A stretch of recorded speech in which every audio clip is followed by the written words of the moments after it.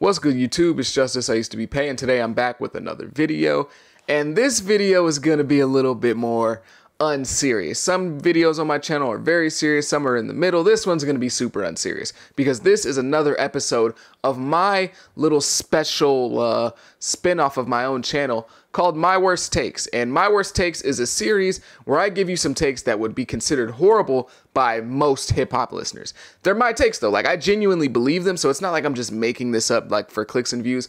I genuinely believe them, but they're like really, really unpopular takes. You could call them hot takes, but I want to call them my worst takes because most people would highly, highly disagree with me. And today, this is the episode of the series where I just completely jump the shark. You know, a lot of the time, people are listening to what I'm saying and they're like, it's not that bad of a take. This one, the comments might be pretty rough. It might be pretty polarized. There might be some people who agree with me. I'm not gonna lie, but it's gonna be kind of rough. And today's really, really bad take is that Blueface was actually kind of good. Like before Chris Sean came into the picture, I think his music was not that bad. Like, and hear me out. Okay, just hear me out. I know what you're probably thinking. You smoke crack, don't you? You smoke crack, don't you? But I promise you, just hear me out. Blueface's music in 2018 to 2019, early 2020, wasn't all that bad in my opinion. It really wasn't, okay?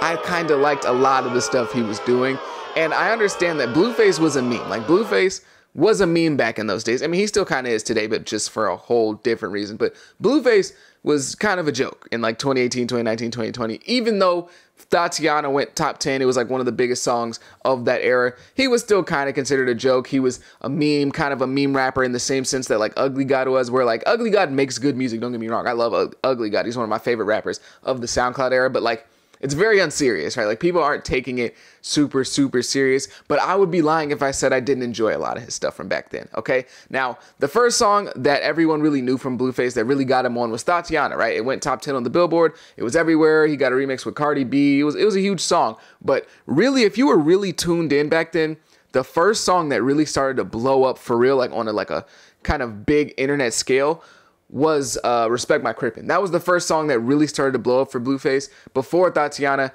and it was because he was being posted on these meme pages. I'm pretty sure he was paying for promo at that time on these meme pages. I don't know. I can't confirm or deny it, but like he was blowing up on these meme pages because of how ridiculous Respect My Crippin' sounded, because of just how absurd it was. And they were calling him like the Kelly Oubre of the Crips. They were calling him a whole bunch of different names, like making fun of him. They were calling him like the Courage the Cowardly Dog of rap. Like there was just a whole bunch of memes surrounding Blueface with the Respect My Crippin' song and eventually the music video that was super viral as well.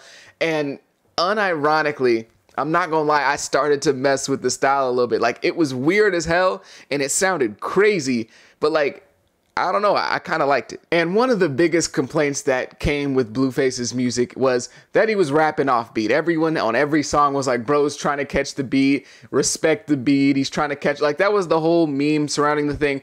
But what it really was with Blueface is that he took the West Coast, like LA style, and just did it in the most extreme form possible. Like, I had heard West Coast rap before because I live in Arizona, so I'm not very far from California. I'm not in Cali, obviously, but like you hear some inklings and some leaks into your own state when you're that close to Cali and people are moving over and stuff. So I've heard West Coast rap, even on a mainstream scale to a certain extent with like E40 and stuff, but he took it to like a whole new level. He turned it all the way up to 11.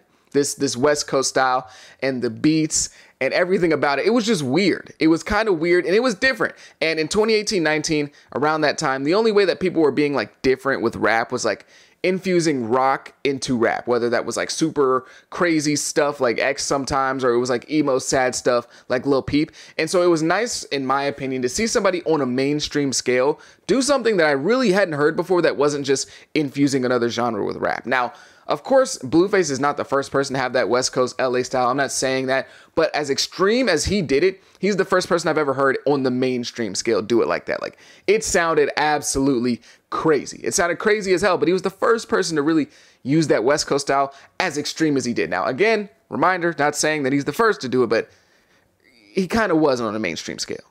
But low key, like an underrated part of Blueface's game was his bars. Like, bro has some decent lyricism. I know it's going to sound crazy, but He has some decent lyricism. He was really, really good at like comedic one-liners and punchlines. And I love that. Again, I'm not sitting up here and saying his lyricism as like Kendrick Lamar's or anything like that. Like, I'm not taking Blueface's music serious. And I think that's the main like part of enjoying Blueface's music. You can't sit there and be all serious and trying to listen to it and be like, oh man, like this, that real music. No, bro, like you just turn it on, just have a little fun, bro. Like, calm down. It's kind of like, you know, Little Caesar's Pizza or like any fast food, really. Like, it's so much better when somebody's not in your ear telling you like, oh my God, I can't believe you're eating that. Like, oh my, it's so unhealthy. Oh my, do you know what's even in that? It's so much better when you don't have that person in your ear. And I'm telling you, it's so true with Blueface. He's really good at like those like comedic one-liners, sometimes double entendres that are just sometimes a big stretch, but it's hilarious and I love it. All right. And that's honestly kind of part of the reason why I'm such a big Ye fan. He does that a lot as well with like the really kind of goofy one-liners that sometimes work, other times sound ridiculous, but Blueface has some decent bars, bro. Bars like mop the floor, hide the wet sign just to catch him slipping. Like, come on, bro. Like, come on now. Let's be for real. That's kind of hard. It's kind of hard. How can I slip if I'm the one doing the mopping? I think that's my senior quote. Like, unironically, I think that might have been my senior quote in high school. Okay. He's got bars like, oh, my mom and my sis had to kick my own blood out. They must have forgot I was a Crip. Like, come on, bro. That's kind of hard. Like, if you gotta be like, you gotta just relax. Okay, just relax. All right. Don't take it so serious. And I'm telling you, these are bars. I'm at the Ritz blowing zips. Ritz-Carlton. This a non-smoking room, but can't no hoe tell me shit. Come on, bro. That's decent, bro. Like, you gotta admit, these bars they're pretty good. Now, again, I'm not comparing him to Kendrick or anybody like that. He's not Nas, he's not Jay-Z, but like, when you just listen to the music, just having a little bit of fun, bro, they're slick one-liners. They catch you off guard sometimes. You're like, oh, wait, that was kind of tough. Like, they're decent one-liners.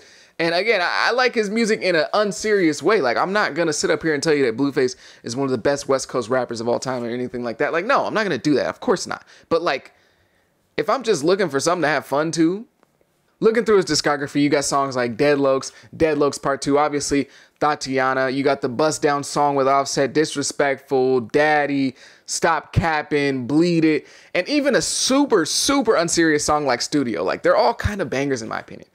And Studio is the most unserious Blueface song of all time. The dude's literally singing with auto-tune. It sounds ridiculous, but it's kind of funny and I enjoy it.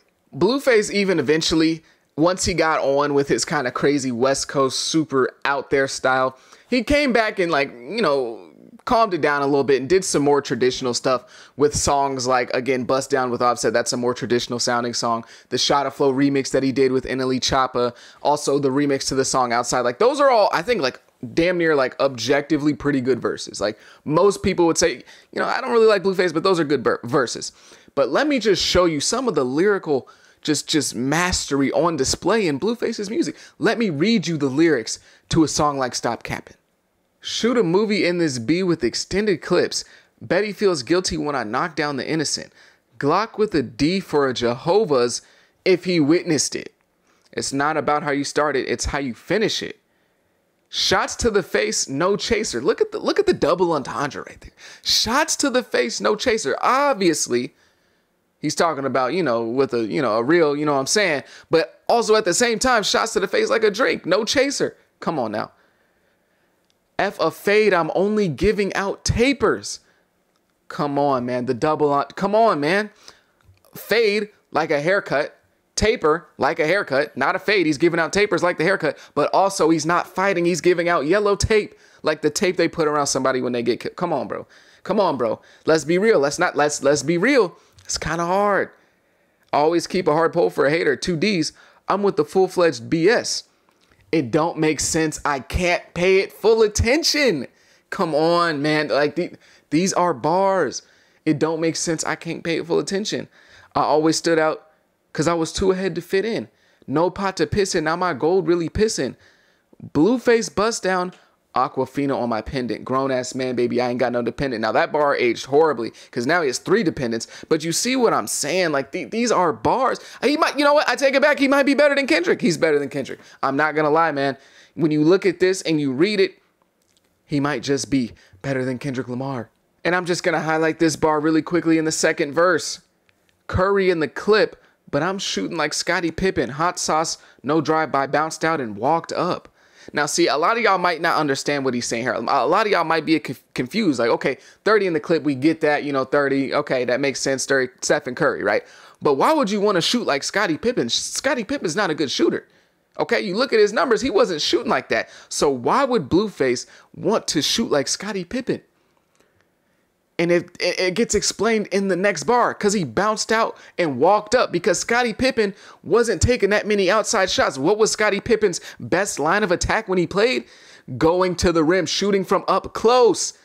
He was taking close range shots. So in this scripture, Blueface is saying he didn't shoot like Stephen Curry. He had 30 in the clip, but he was shooting like Scottie Pippen from right up close. This is bars, man. These are real bars. This is better than Eminem. This is better than Biggie. This is better than Tupac. I already know my comments are going to be going crazy. Bro, I can't believe you just said. I'm obviously kidding. It's obviously a joke. But like when you read those lyrics, they're pretty good, right? Like there's some decent double entendres. I think my favorite is F of Fate. I'm only giving out tapers. That's a really cool double entendre in my opinion. Like he's not that bad. Like lyrically, he got some pretty cool one-liners. Again, I wasn't serious for the old heads who are watching my video raging and slamming their keyboards in the comments. It wasn't serious. But like, I think genuinely my like acceptance of Blueface's music just comes from the fact that I'm not that far from LA, so it doesn't sound too crazy to me. Blueface isn't a great rapper by any measurement of anything. He's not, okay? He's probably not even a good rapper. But I think as like a, kind of as like a guilty pleasure rapper, like Blueface is probably my favorite guilty pleasure rapper of all time. He's not good. I'm not going to sit up here and say his music's that good, but it's enjoyable sometimes. I like it. It's fun. It makes me laugh. And sometimes I want a genre of music or a subsection of music to do that for me. Not everything has to be super insane, turn me up, I'm about to go crazy. Not everything has to be sad, lovey-dovey. Not everything has to be pain music. Sometimes I just want to have fun. And I think Blueface makes some pretty fun music and some pretty funny music. Like I find myself laughing when I'm listening to Blueface's music oftentimes. But I could definitely see how like somebody in New York or on the other side of the country could hear this and just wouldn't even realize that it's the same language. Like imagine being from like Atlanta and hearing Bust Down Tatiana for the first time. I mean, they might have liked that song, but hearing a song like Deadlocks for the first time, they probably didn't even realize it was English. It sounds so ridiculous. It sounds so ridiculous probably to the other side of the country. So that's why I understand like people are being like, how do people even listen to anything like this? Now, obviously, Blueface is like West Coast rap turned on to 1,000. It's super exaggerated in the way that it's made. But like I could see somebody seeing his music or listening to his music and just being like, what is going on? But it was like as soon as the pandemic hit, Blueface never dropped anything that I ever enjoyed ever again. Even on like a super unserious, haha, this is funny moment. Like even if I'm like laughing at the song, he never dropped anything that I ever enjoyed again. I still listen to some of Blueface's old music, but occasionally, not very often, but occasionally, like if you turn on if you turn on Deadlocks in your car, I'm gonna rap the whole song. I know the entire song, but like now, ever since that pandemic hit, it was over. All right, I'm not gonna lie, it was over. Now I will say that leading up to the pandemic, he had pretty much lost all his clout musically. Like he wasn't selling records and nobody was really checking for Blueface like that. So he went on to make that OnlyFans show with the girls in the house, and then he met Krishan, and it was pretty much a wrap after that for him musically. Like he just, nothing ever came from it. Now I will say, in terms of clout, he definitely got way more clouded off the whole Krishan relationship thing that they had going on, way more clouded than anything he was doing in like 2019 musically. He's still not selling records, but like in 2023, Blueface's clout was ridiculous, way bigger than anything he had done in like 2019, outside of like maybe the last remnants of Tatiana as it was coming down the Billboard charts. But obviously, in terms of like money and internet clout, I would say the move to do the whole relationship thing, the whole TV show, reality show thing was good, but music wise, it's just pretty much over. Another marker of like Blueface completely just losing it musically in terms of like his creativity and it being over was the fact that he really stopped doing like the really, really aggressive West Coast style. Like he just kind of morphed into like a generic trap rapper.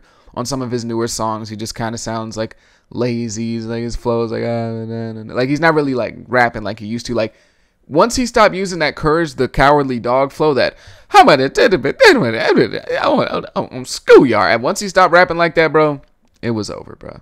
But I mean, at the exact same time, he was lit in 2023 for like domestic violence, baby mama drama, baby denial, just a whole bunch of ridiculous stuff that it's not like it's good stuff that he's lit for. So, you know, I guess the Krishan thing, like, he can do that or whatever. I don't know. It's just a bag of worms that I don't really want to touch. But yeah, so Krishan entering his life is kind of like the bullet point for where the timeline just goes really, really bad in terms of like making any like somewhat enjoyable music. And I'm not saying it because it's her fault. Like, it's not, I'm not saying like, oh my God, she ruined Blueface. No, obviously not. He was already ruined before that. But like, in terms of there being like a point in the timeline where everything just goes bad, at least for me personally, as somebody who was kind of like unseriously enjoying his music, that was the point where it just all went horribly wrong. I'm not blaming her, but like that was the point in the timeline.